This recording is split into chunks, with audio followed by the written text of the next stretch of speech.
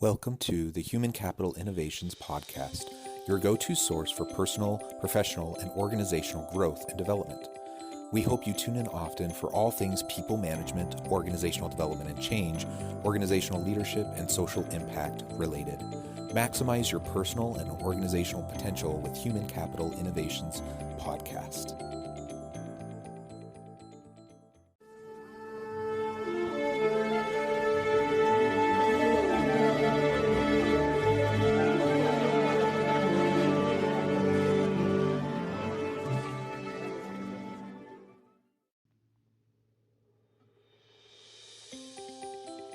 Welcome to the Human Capital Innovations Podcast. In this HBR Minute HCI podcast episode, I explore the recent HBR video, Leadership Takes Humility.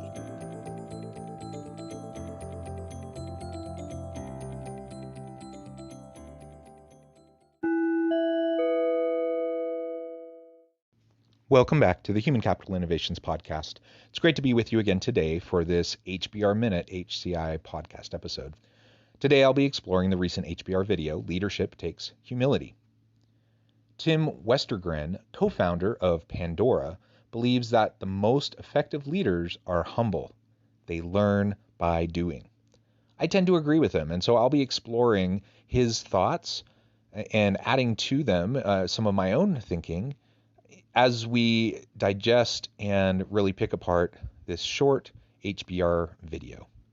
Thanks for joining me, and I'll catch you on the flip side of this first clip. There's a learning that I feel that I've had through this path that I learn and relearn over and over again, and that seems to be this truism through all the years, and that is to me the value of humility. Now, he has had tons of career success by any standard, really.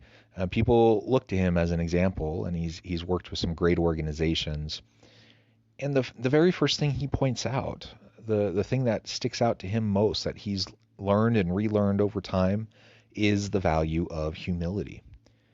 Now, maybe that seems trite, maybe that seems obvious. I don't know what your particular thinking is along those lines. And sometimes people talk about humility. They talk a good game because they know that's kind of what people want to hear. But that's not the impression I get with him. I think he's really trying to walk the walk as well. And he believes in the value of humility. Of course, he's not perfect. I'm not perfect. And it's tricky whenever you espouse some aspirational value like humility. It's a tricky thing because inevitably you're going to fall short. It's much easier to focus on things like self-interest because we're good at that. Everyone's good at seeking out their self-interest. People are good at tooting their own horn and those sorts of things. The value of humility, as he'll explore more in some of the forthcoming clips, isn't that you need to be a pushover. It's not that you're a doormat. You don't need to be a people pleaser. The value of humility simply means that as a leader, you recognize the necessity of continual learning and fostering a growth mindset and a learning environment for all of your people. That you don't ever get to the point where you feel like you've figured it out, that you understand what needs to be happening innately, but rather it's something you have to continually strive for. And if you have that humility, that intellectual humility, you can still have a tremendous amount of confidence as a leader. People want to see leaders with confidence.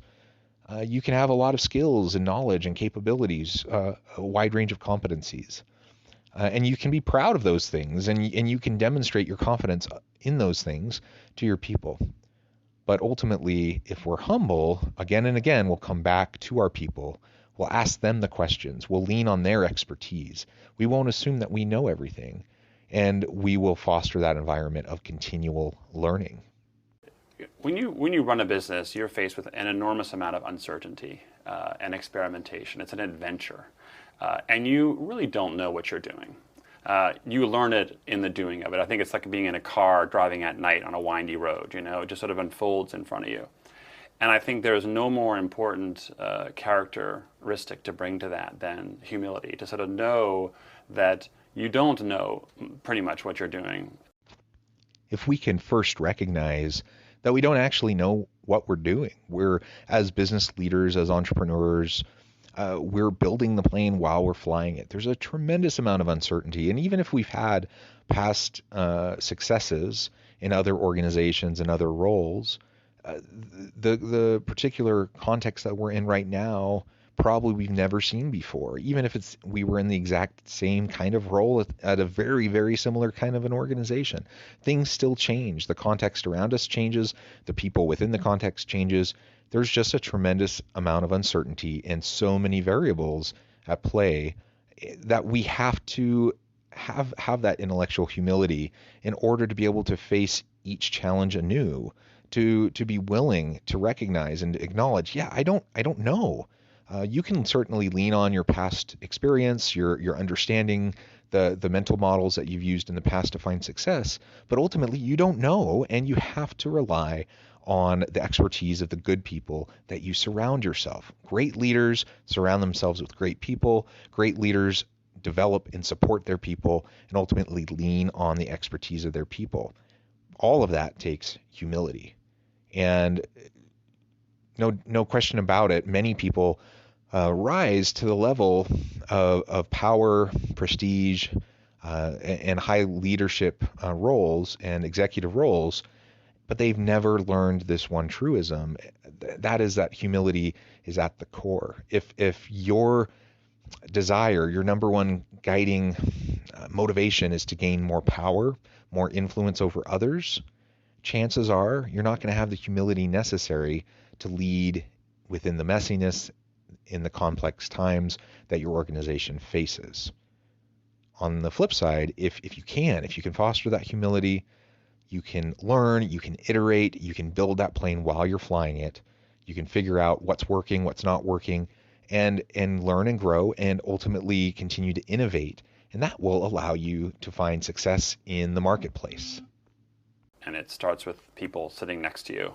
You have to, I think, by example, embrace a really horizontal, respectful work environment. And I think the more you inject hierarchy into the office, whether it's in the form of physical structures or titles or whatnot, the harder it is to kind of retain that sort of humble thread.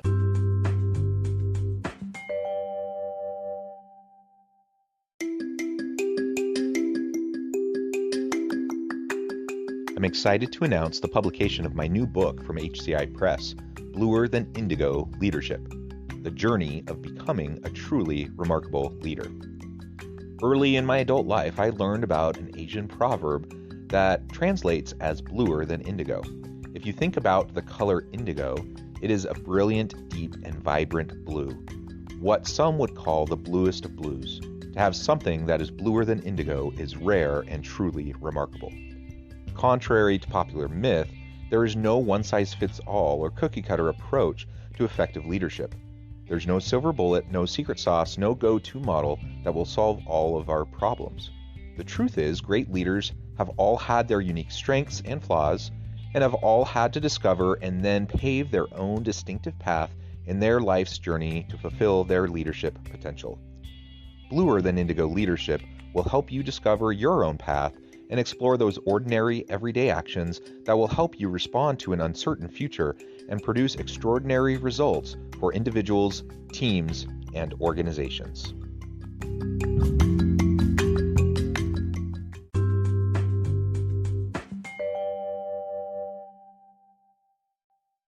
It absolutely starts with your people.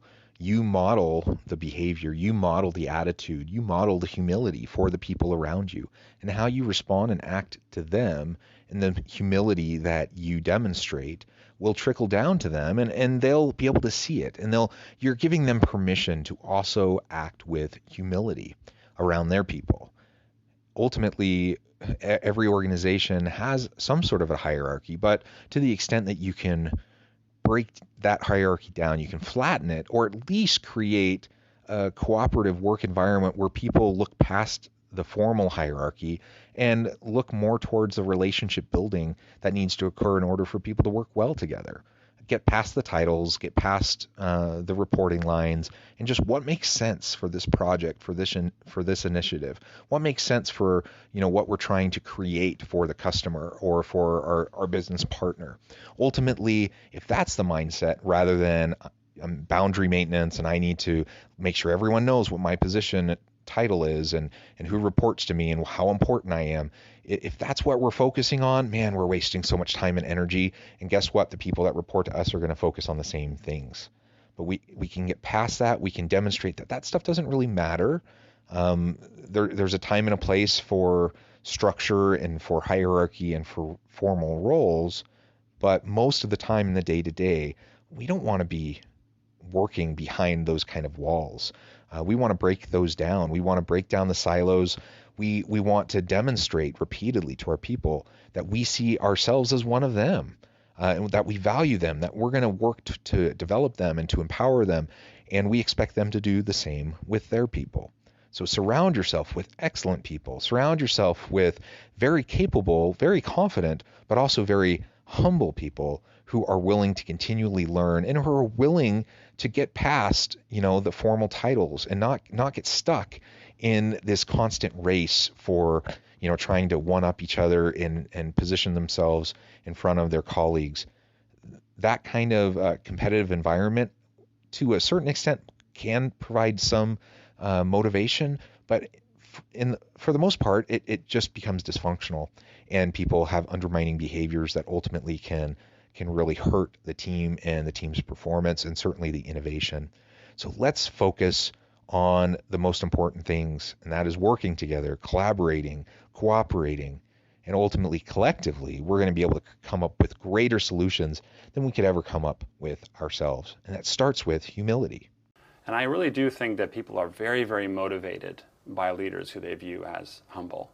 I think it's an inspiring attribute. You want to work for someone like that, and more importantly, you model that for people that work for you. So if you do that as a leader, you build humble leaders who then in turn, I think, build motivated teams. And that's different from confidence and aggression, being aggressive and ambitious. Those are perfectly symbiotic.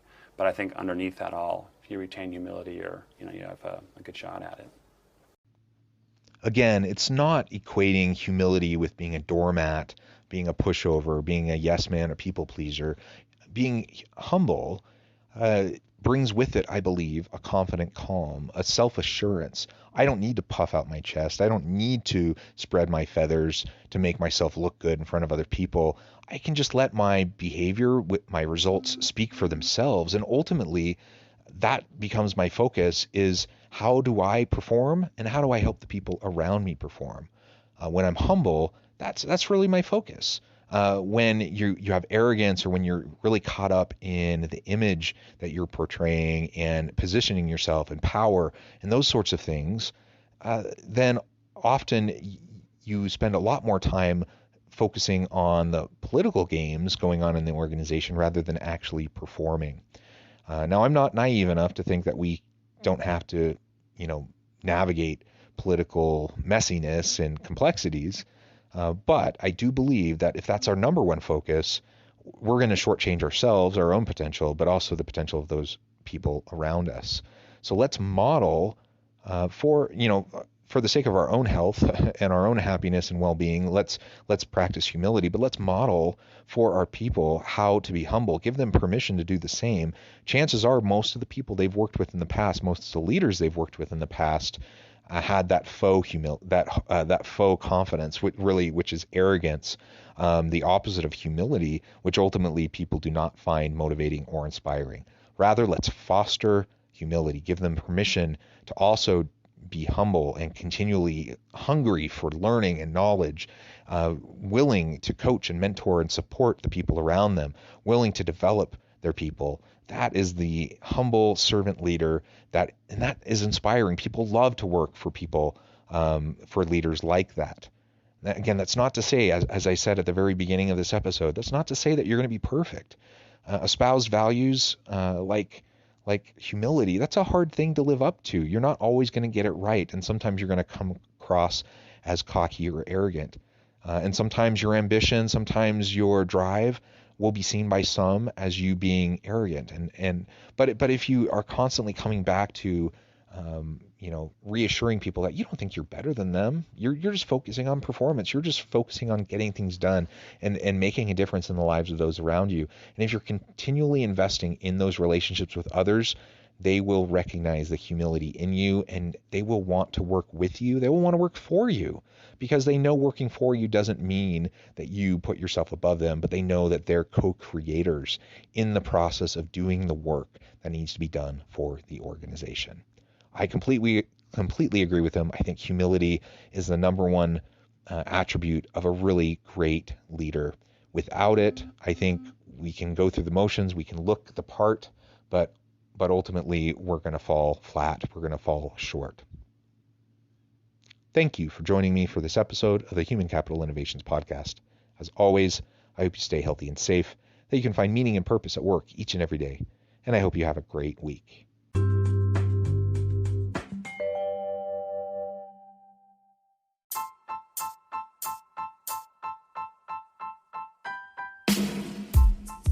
The alchemy of truly remarkable leadership. Ordinary, everyday actions that produce extraordinary results. Consider how the nature of work has shifted over the past 50 years. With increased globalization, rapid technological advancement, and the shift in economic composition, the average job of today looks very different than the average job of 50 years ago. What will the jobs and organizations of tomorrow look like? Moreover, what does this all mean for organizational leaders? What are the core competencies and capabilities of organizations and their leadership that are prepared for continued disruption and geopolitical and socioeconomic shifts? Regardless of what the future holds, increasingly, leaders need to be socially minded, data-driven, decisive, champions of talent, and disruptors of the traditional notions of leadership, teams, organizations, and work. The alchemy of truly remarkable leadership will help you to explore your own leadership competencies and capabilities and consider ways to apply and implement them into your workplace and personal life.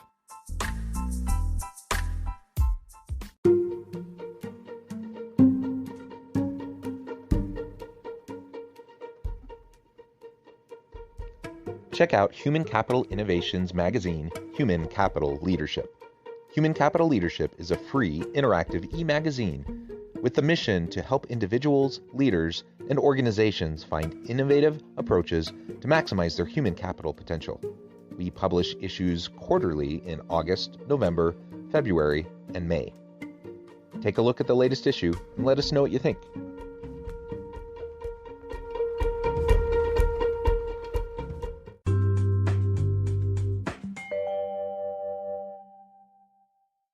Thanks again for joining us for this episode of the Human Capital Innovations Podcast.